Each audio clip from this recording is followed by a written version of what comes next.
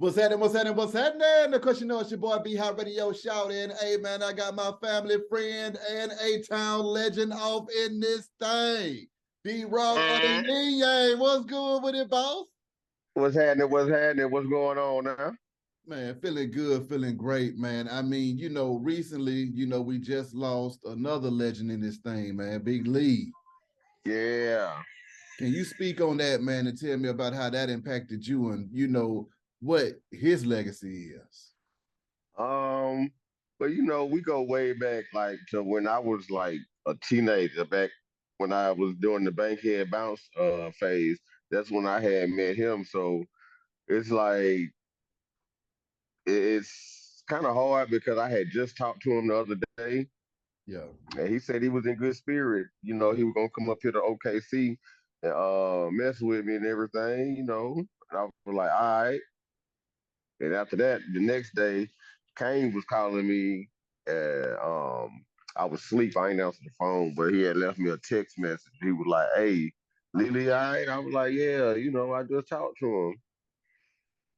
So then I had called him, and his sister answered the phone, and she was like, "Took a turn for the worse Saturday." I was like, "Dang, that's kind of sad," because I had just talked to him. My God. Can you break down, some of his contributions to your career, your life, and to the music industry in Atlanta as well, man? We go way, way, way back in the day, like two dope boys in the Cadillac. You know what I'm saying? Like Big Lee did a whole lot because before he was Big Lee, he was Mac Daddy Leon. Okay. When we did D-Rock and the Two Tight Click, Yeah. that was when I had first met Kane as well. Like all of us had just started running together back at that time, but Mm. he was the oldest out of all of us, so he was like our bodyguard Yeah. because he was the biggest one and he was the oldest one. So he always made sure didn't nobody mess with us, period.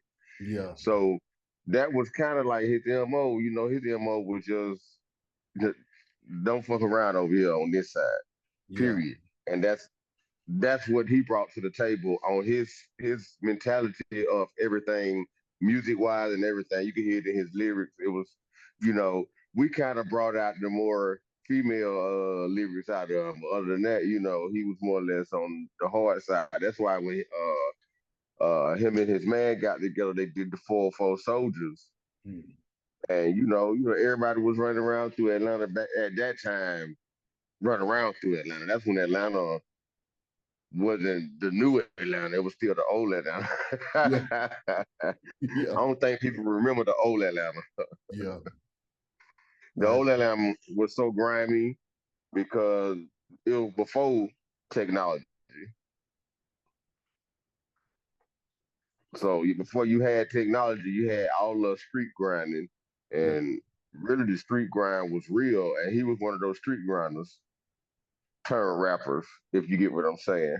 Exactly. Exactly. I mean, do you want to send any messages to his family and those that love him, man?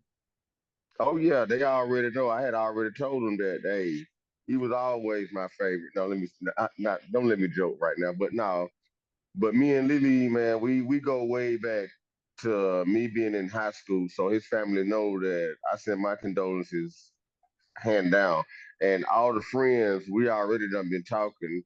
So everybody getting prepared for the funeral, and we're gonna send him off in a good way. Hey, he was a soldier.